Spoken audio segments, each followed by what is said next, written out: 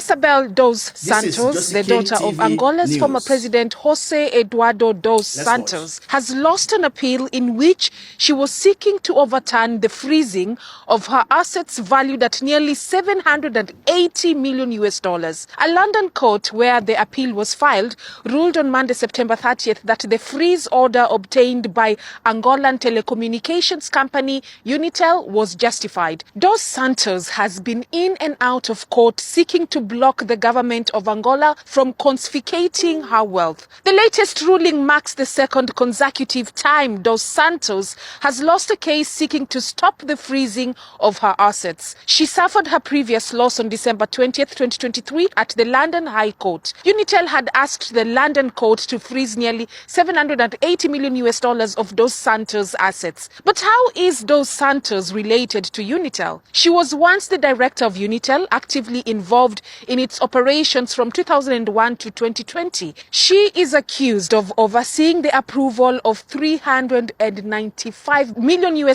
in loan to a Dutch company, Unitel International Holdings, UIH, in 2012 and 2013. The loan was not repaid, and now Unitel is seeking to recover the monies from Dos Santos. Unitel and Unitel International Holdings are not related despite having almost similar names. The London Court of Appeal said on Monday that Dos Santos owns and controls Unitel International Holdings. But the Unitel case is not the only one that Dos Santos faces. In June this year, a Netherlands court ruled that she diverted state funds to her personal accounts between 2006 and 2017 when she was a major shareholder of state oil company Sonangol. The Dutch court found that Sonangol lost $57 million in the transactions, which were in the form of dividends. The Angolan government is trying to recover about $1 billion in assets from Dos Santos. Interpol had issued a red notice calling for her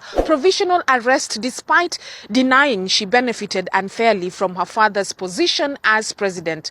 Jose Eduardo dos Santos, who is now deceased, served as Angola's president for 38 years, ending his rule in 2017. When Joao Lourenço succeeded Dos Santos as president in 2017, Lourenço sacked Isabel from her role as the chairperson of Sonangol.